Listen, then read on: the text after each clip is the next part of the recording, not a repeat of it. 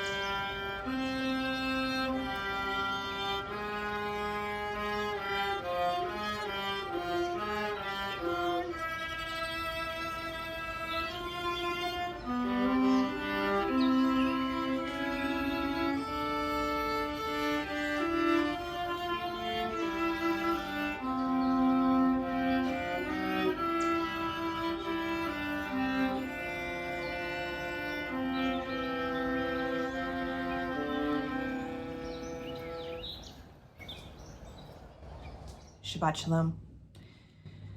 It's a greeting that we use reflexively, often without much thought, but it takes on a whole new meaning when our world is defined by a lack of wholeness and of peace. It almost feels trite to speak of these things when we can barely even begin to name the stew of feelings that is brewing inside, a stew of feelings that is anything but wholeness and peace. Some of us are feeling really broken right now, overwhelmed by the pain and the grief that we are experiencing and witnessing for justice too long denied. Some of us are feeling unsurprised. We've known in our hearts for years that this was a long time coming, that it was only a matter of time before society reached a breaking point. Some of us are feeling scared, unaccustomed to curfews and sirens and protesters and police taking over our streets. Some of us are feeling angry at the systemic injustice of our society and at those who hide among the righteously indignant for their own violent and selfish reasons. Some of us are feeling really confused and conflicted, not knowing how to share emotional space for both the deadly injustice of racism and the destruction of property.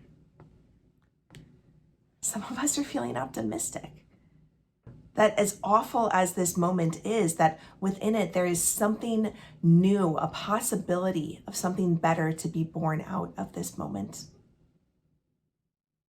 I know that it's going to take us months to begin to make sense of these feelings, of what our city and our nation has experienced over this past week. And it will take us years to do the work of repair and restructuring and healing that this moment demands. So where do we start tonight? Tonight, I start by listening. There are limitations in what voices like mine have to offer and can offer in this moment. So tonight, we raise up the voices of people who have not just been confronted with issues of racism in society over the past week, but who have it built into their lives as part of their daily, everyday lived reality. I am hopeful that their courage will shed light for those of us who need to listen, and that it will bring light to those who have felt that there has not been a place for their voice. Right now, we bring the light of Shabbat with the Shabbat candles. Shabbat Shalom.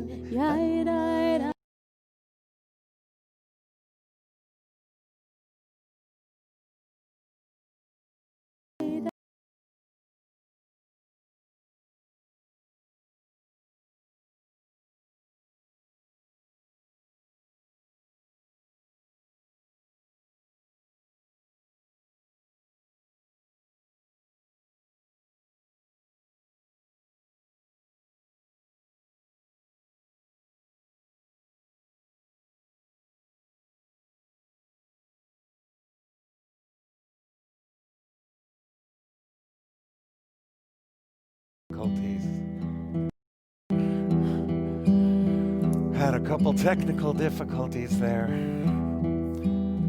We sang in this room. Maybe you don't know what we were singing, but we were singing that the world was created in love, in the chesed, and a loving kindness that comes from deep within our hearts. And now we'll move to light the Shabbat candles together, bringing the light of Shabbat into our room.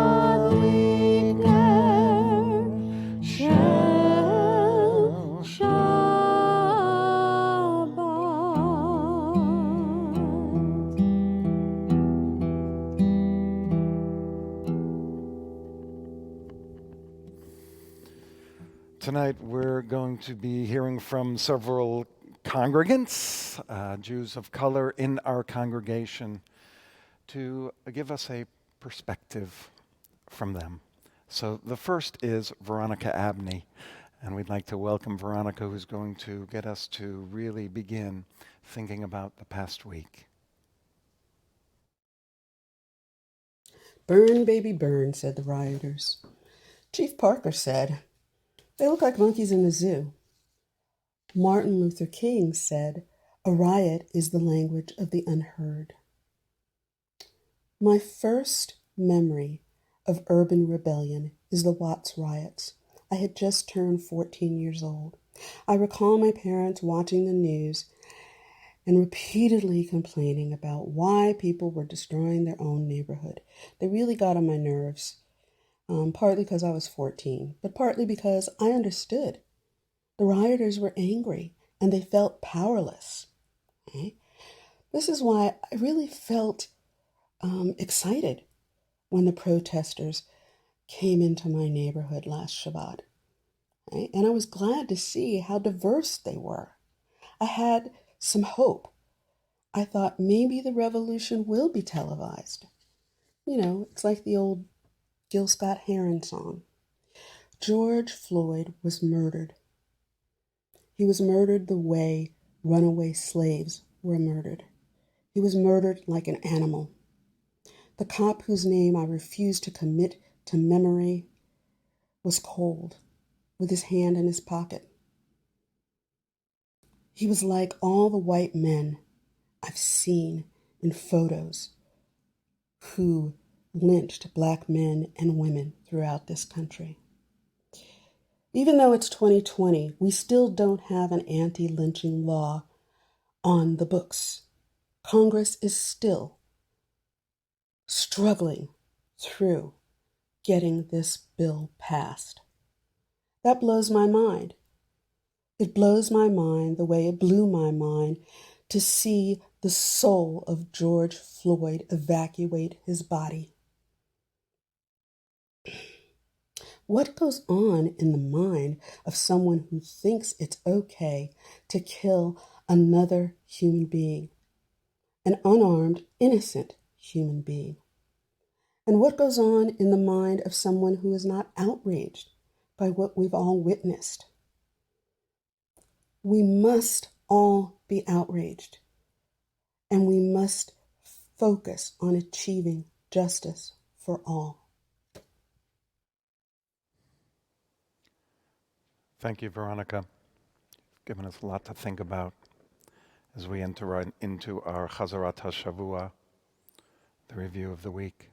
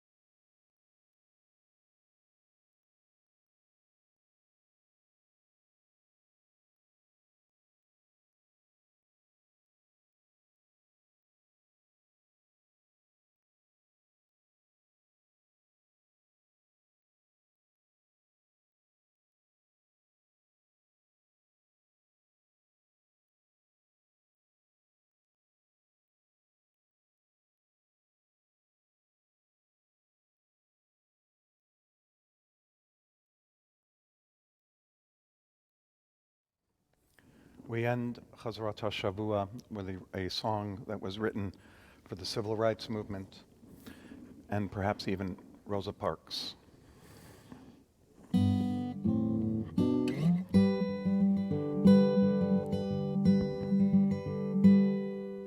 Blackbird singing in the dead of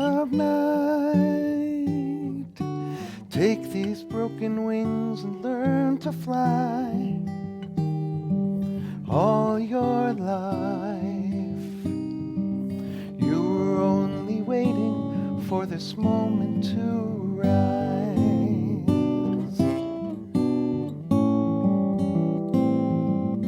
Blackbirds singing in the dead of night. Take these sunken eyes and learn to see. All your life, you were only waiting for this moment to be free. Blackbird fly.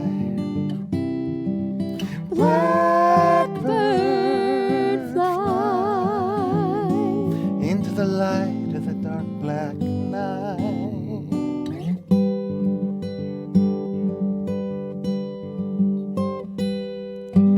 Blackbird singing in the dead of night. Take these broken wings and learn to fly all your life.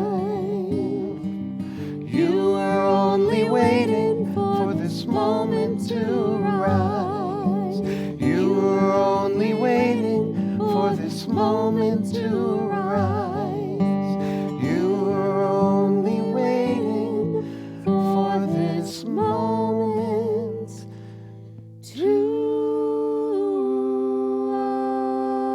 rise.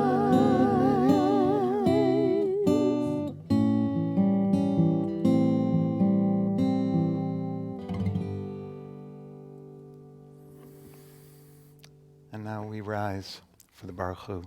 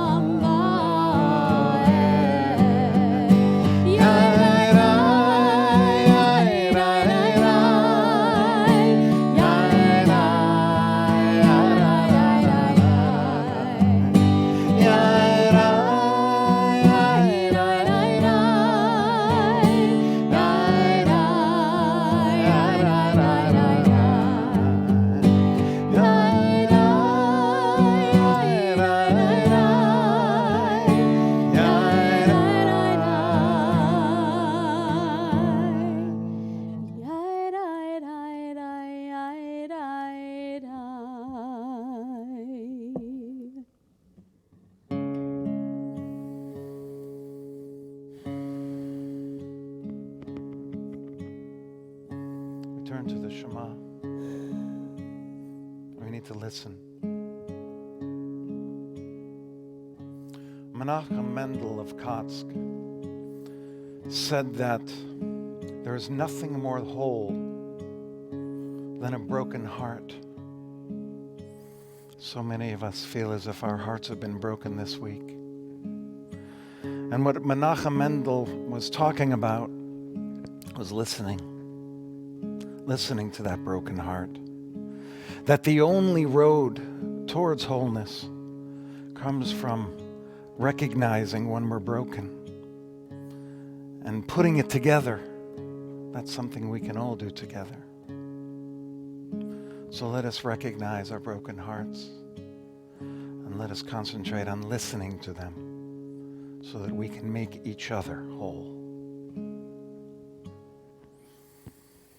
Shema Yisrael, Adonai Eloheinu, Adonai Echad. Shema Yisrael, Adonai Eloheinu,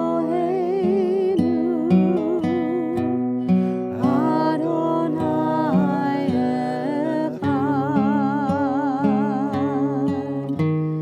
Shema Yisrael, Adonai Eloheinu, Adonai Echad. Shema Yisrael, Adonai Eloheinu, Adonai Shema Yisrael, Adonai Eloheinu, Adonai Echad.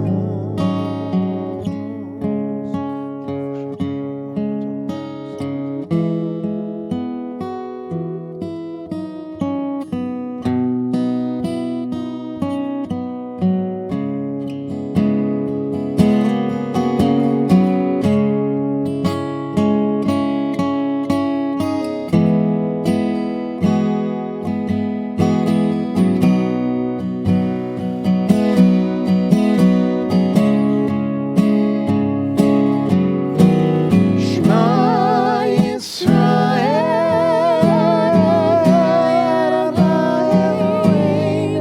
Adonai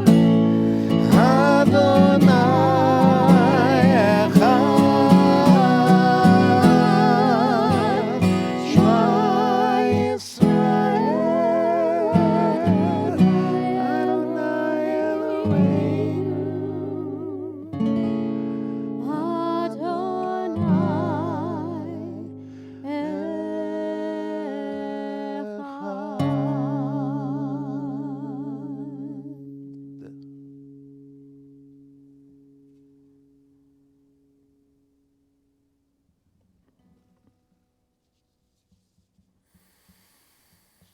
We turn now first to words and then to the Micha Mocha prayer. Our prayer, celebrating our freedom, came out of a show of power. The plagues in Egypt, the fire between the Egyptian army and the Israelites, the parting of the Red Sea, and then the Red Sea coming down on all the Egyptians. It was on our way towards accepting the responsibility of Torah. Hear these words of reflection from Reverend Najuma Smith Pollard on power and responsibility in reflection on the events of these recent days.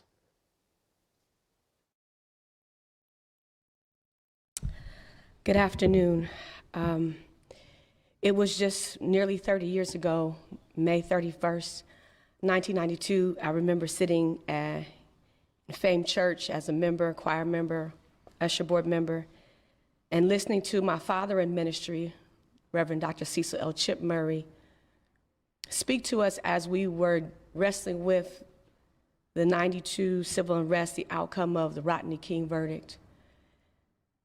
And his words were so powerful in the way in which he spoke to us about being asked the question to wait a minute. And he said to us, we don't wait a minute, that a minute is too long in times like these. And so to those who are feeling the pain and the grief of this season, we stand with you. It is the right thing to stand up. It is the right thing to speak up. It should not be that nearly 30 years later, we're still facing this issue. We should be speaking truth to power. Tomorrow represents Pentecost Sunday. And Pentecost doesn't just represent the promise, it also represents a season of protest and power. Because what we do know is at some point shortly thereafter, the moment of Pentecost, Peter gets up and begins to speak truth to power. So it's right to speak truth to power. It's right to stand up for what's right. It's right to speak. It's right to speak now. It's right to not wait. But we have to do it with responsibility. Pentecost is also about power. And like many of you, I am tired of hashtagging rest in power to Black bodies, men, women, boys, girls. I'm tired of rest in power. My role in this season is to encourage people to live in power. We were given power. We must live in power. We must speak in power. We must stand in power. We must gather together in power. But power has a responsibility. And so as we do that, we must do it responsibly. To all of the parents, I am one of those parents who's lost a Black son in the streets. So I know your pain, I know your anger, I know your frustration. To the families, we got you. I understand. I've been there.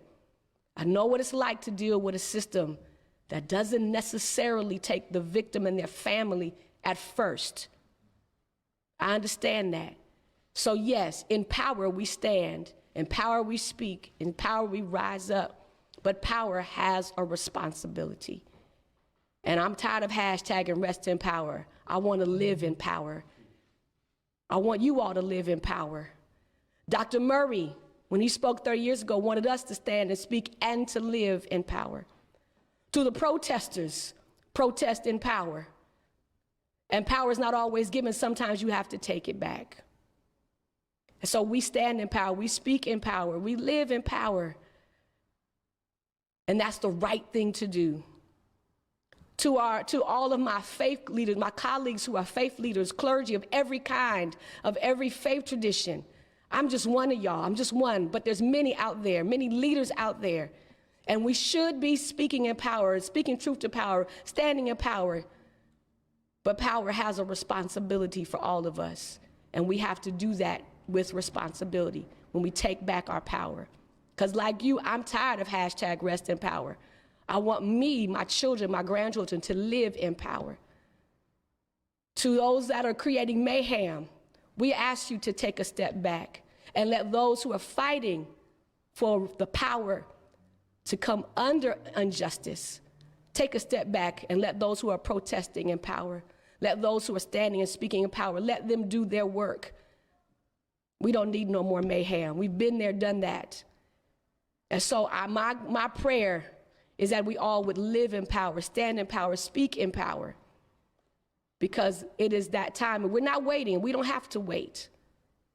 But we want to live in power. And we can do that if we work together. We can do that if we stand together. We can do that if we use our power responsibly. Power has a responsibility. And so some 30 years later, here we are again. But this time, we're going to stand, we're going to speak, and we're going to live in power, but we're going to do it responsibly. God bless you, and thank you.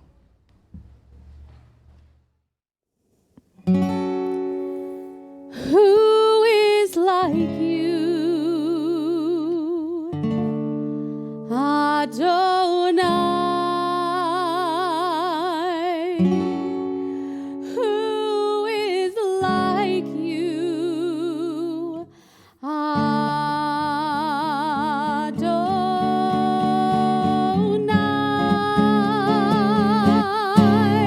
Ya na na na na na na na. Ya na na na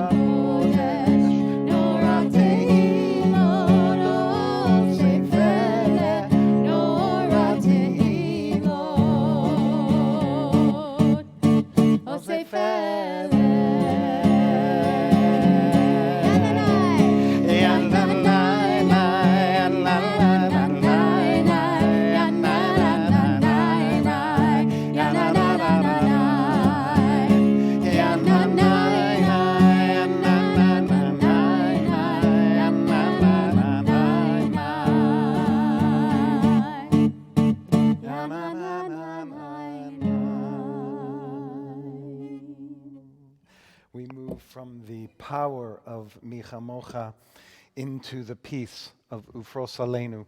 Ufros Aleinu, Sukat Shlomecha. We ask for a peace to come over all of us. And that happens when those who need to regain their power do. That is the only way that we lead to peace.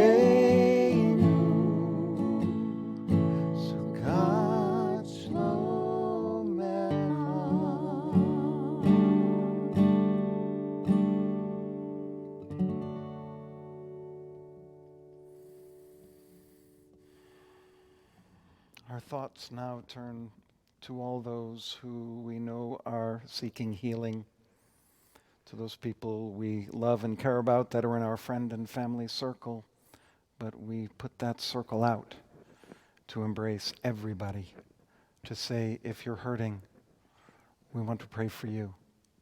If you need help, we want you to get that help. So we join together as a community to sing this song, not just for the names you're going to write into Facebook and that you're going to write into YouTube in the chat sections there so we can call those names out loud and pray for those people. But we pray for everyone who's been affected by COVID-19 and all of the violence that's been happening in our world recently.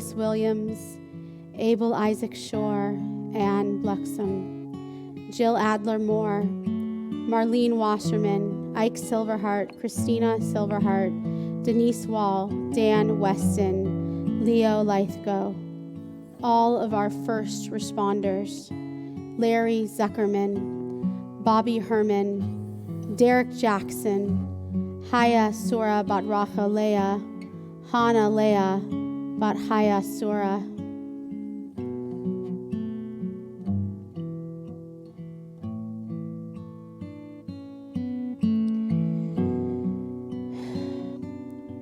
Maury Zagha, Derek Jackson, Peggy Margaret Harmon Hoffler, Larry Ehrenberg, John Manolin, Helene and Andy Hale, Lois Lebman, Sean and Peter, Paul Katz, Joseph Ferrero, Elizabeth Goldman, Jacob Arujo, Mary Herman, Dara Rosenblatt Mehta, Raphael, Christy Bradley, Charlotte Lieb, Evelyn Zivets, Cindy Keith, Jim Smulyan, Ed Ritvo,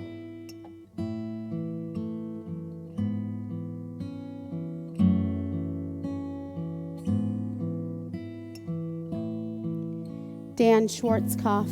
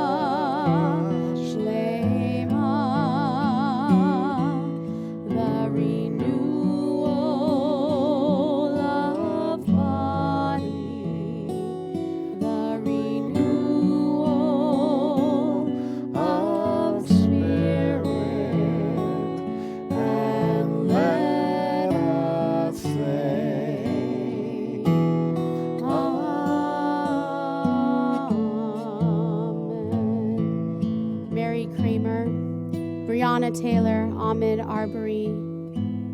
These will be for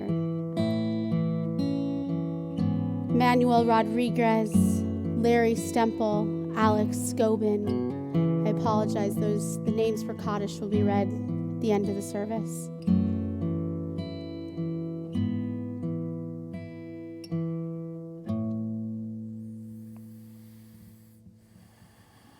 We turn now to our private prayers as we try to reconcile that idea of power leading to peace. So let's rise together.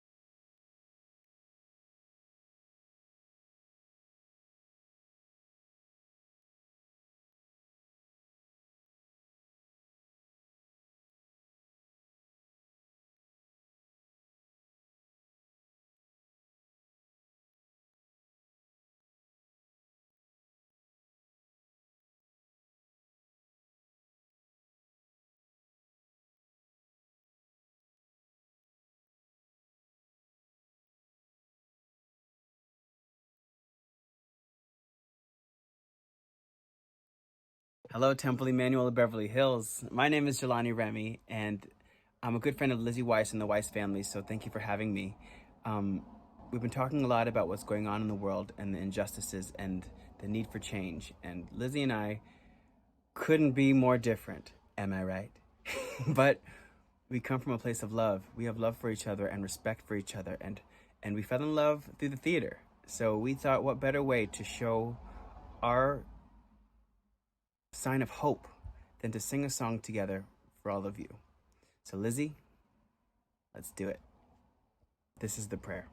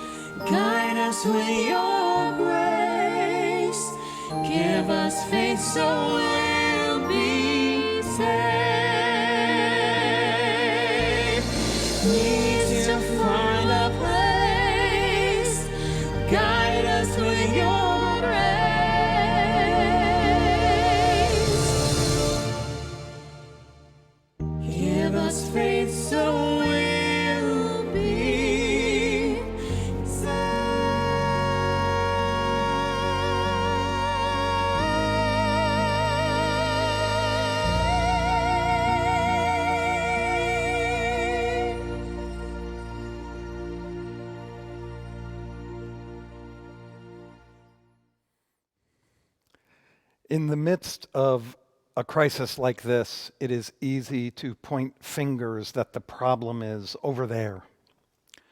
But part of the work that we need to do as a synagogue, and each one of us personally, is to reflect on what we can do ourselves. I'd like to share with you an Eli talk from Ilana Kaufman, founder of the Jew of Color Field Building Initiative, on the ways that we unintentionally marginalize members of our own community.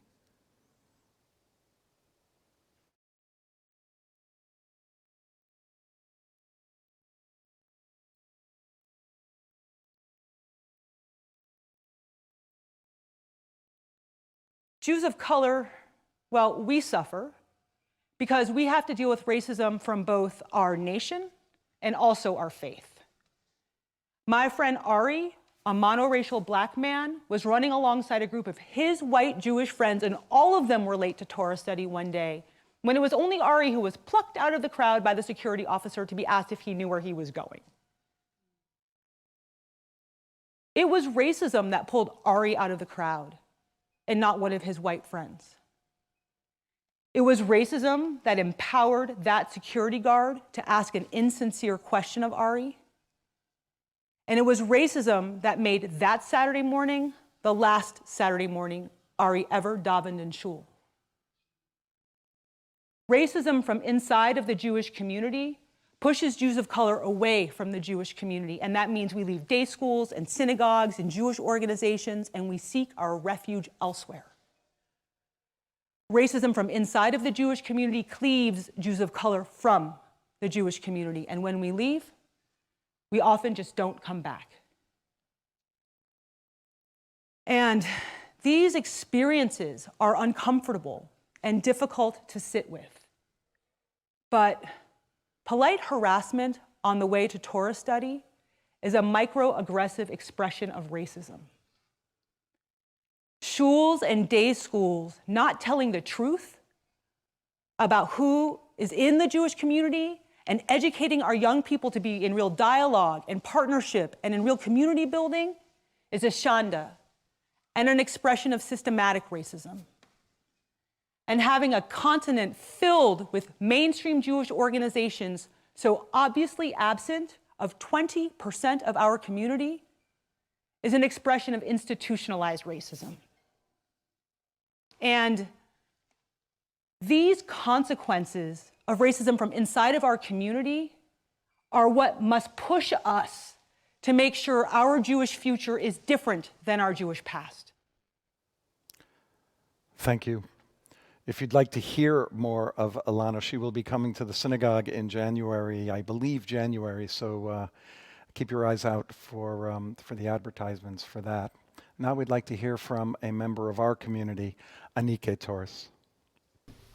Like many of you, I too am traumatized by the murder of George Floyd, as I am by the decades of the countless senseless deaths of African American people, my people.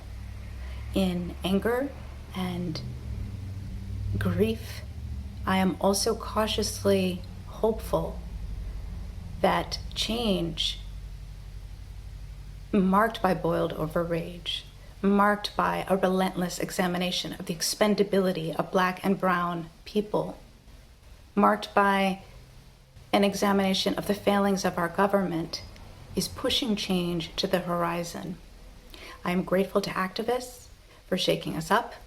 I'm grateful to artists for helping us interpret and navigate this experience. And I'm grateful for spiritual communities like ours, reminding us to discover that through pain and loss and grief, also what is growing is a spirit of compassion and connection, solidarity, and rebirth.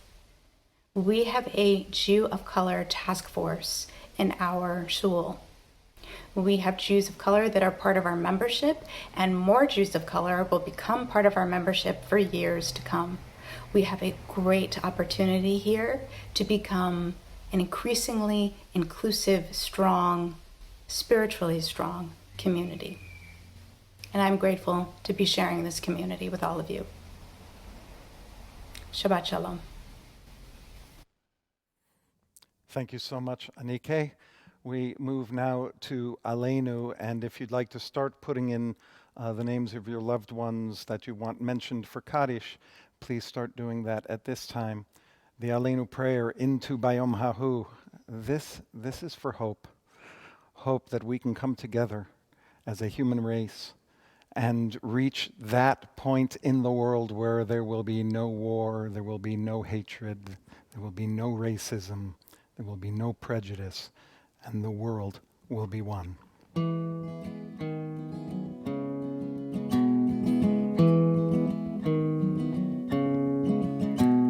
Aleinu leshabeach ladon hakol, לתת גדולה ליוצר בראשית, שהוא נוטה השמיים ויוסד הארץ, ומושב יקרו בשמיים ממעל, ושכינת עוזו בגובה מרומים, הוא אלוהינו אין עוד, ואנחנו קוראים ומשתחווים ומודים לפני מלך מלכי המלכים הקדוש ברוך הוא, ונאמר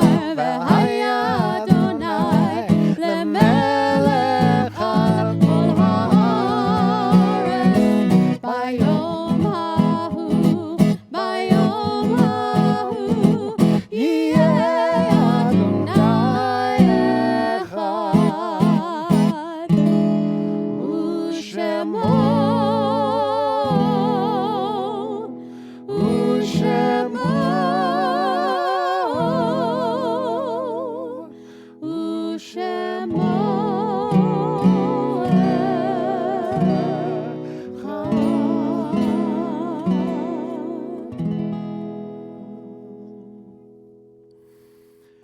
We turn to one of the most powerful Black artistic voices of last century, Maya Angelou, and her words spoken at the 1993 inauguration.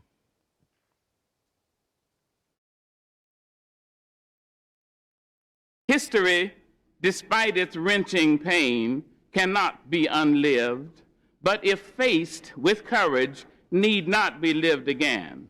Lift up your eyes upon this day breaking for you. Give birth again to the dream. Women, children, men, take it into the palms of your hands. Mold it into the shape of your most private need. Sculpt it into the image of your most public self. Lift up your hearts. Each new hour holds new chances for new beginnings. Do not be wedded forever to fear, yoked eternally to brutishness. The horizon leans forward, offering you space to place new steps of change. Here, on the pulse of this fine day, you may have the courage to look up and out and upon me, the rock, the river, the tree, your country. No less to Midas than the mendicant, no less to you now than the mastodon then. Here, on the pulse of this new day, you may have the grace to look up and out and into your sister's eyes and into your brother's face, your country, and say simply, very simply, with hope, good morning.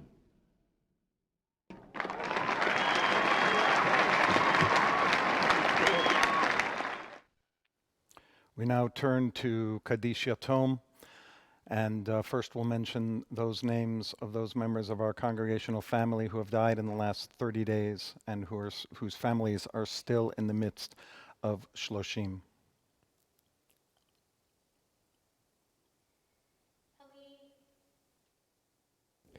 Helene Laub, Howard Moss, Charlotte Yamim, Grace Green, and Maury Sign. Claudia Basha, Bess Lurie. We will share again, but Ahmed Aubrey, George Floyd, and Breonna Taylor.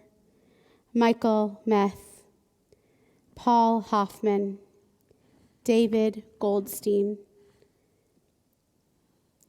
Alan Berg, Christopher Motisi, Parvin Hakakian, Etta Mesmer, Gus Zuckerman,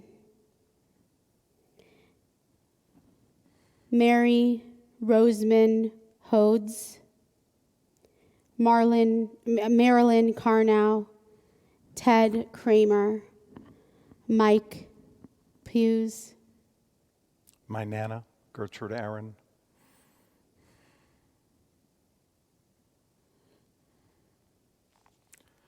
Of course, we add to those names. You have more? Jordan Buckner, Jennifer Eisenberg, Julie Stock,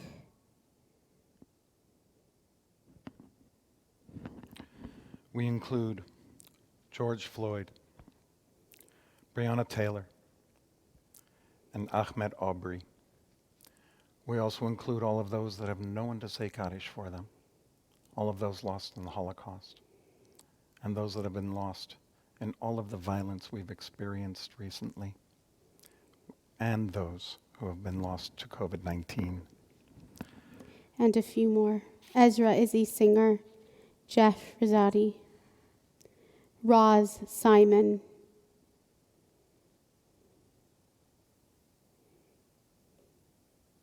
We say Kaddish Yatom. Yitkadal v'yitkadash Shemei Rabbah. B'alma divra chirutei v'yamlich malchutei. B'chayechon u'v'yomechon u'v'chayei d'chol Beit Yisrael. B'agala u'v'zman kariv v'imru Amen. Yehi Shemei Rabbah mevarach le'olam u'l'olmei olmaya.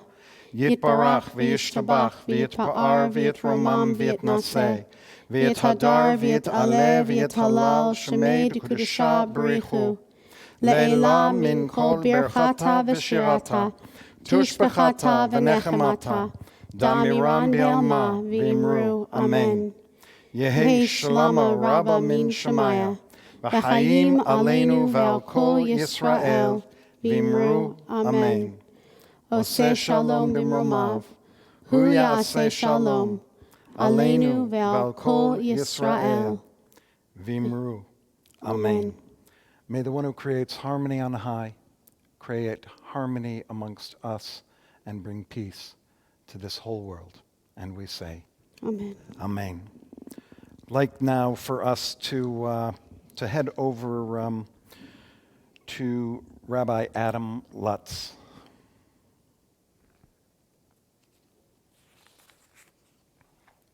This week in the Torah, we read the priestly benediction, a blessing so old it actually predates the Torah. The importance of this blessing permeates our tradition and influences our core Jewish ideology. And more than any other part, our rabbis hone in on the last word, shalom, as most important. The rabbis say over and over, great is peace, so much so that there is no other way to end a blessing than with peace. But they go even farther. They explain how we can attain peace, something we need now more than ever. Our tradition explains that peace starts in the home with the words we speak to our family. We must be conscious of the words that come out of our mouths and delicate when dealing with sensitive subjects, because we know that our words have the power to create entire worlds. Once we find shalom in the home, then we can move to peace in the community. The rabbis explain that we must value human life because when we don't, our community fractures. It becomes full of division and derision. And how do we learn to speak kind words and value human life? By studying Torah. Literally at the center of the Torah are the words Ve'ahavta l'reyecha kamocha. Love your neighbor as yourself. Written over 1,000 years ago, our tradition's teachings about how we can create shalom could not speak more truth today. The priestly benediction may end with words of peace, but our rabbis remind us that it is incumbent on us, and on us alone, to ensure that this blessing comes to fruition. And so now we offer words from this week's Torah portion. We offer the blessing, the priestly benediction.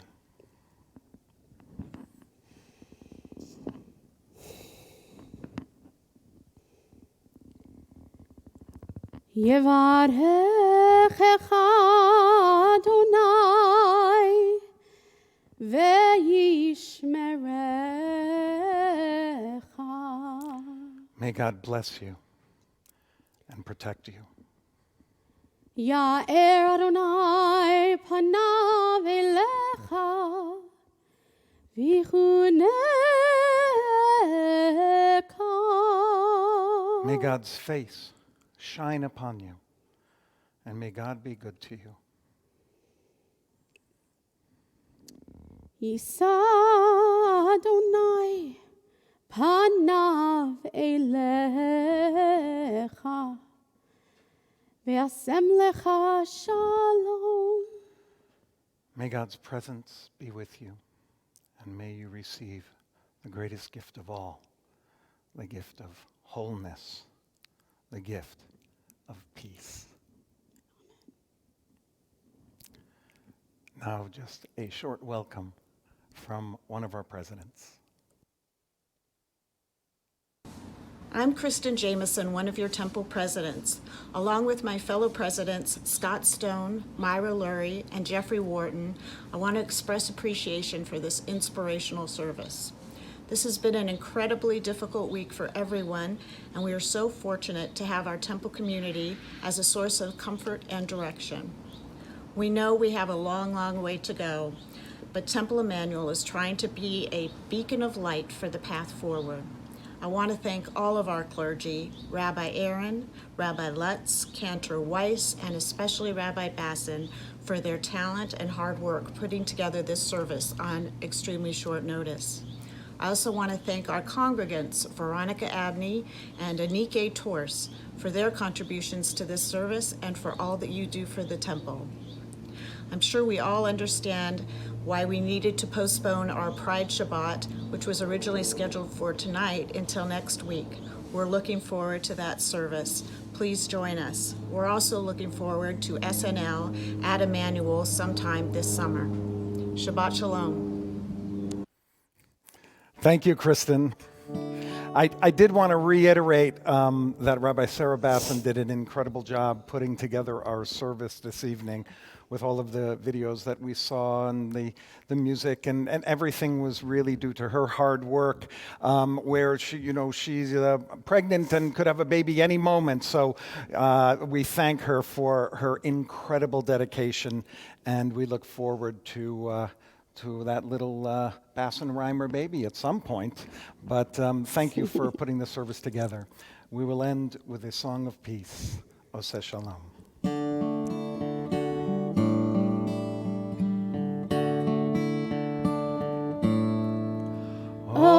Oseh Shalom B'Roma Uyaseh Shalom Aleinu Ve'al Kol Yisrael Ve'imeru Amen.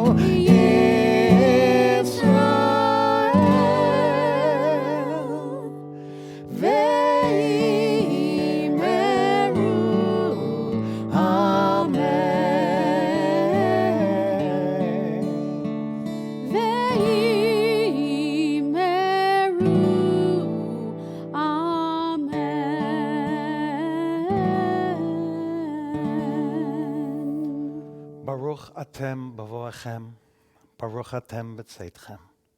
You're blessed as you come into this virtual house.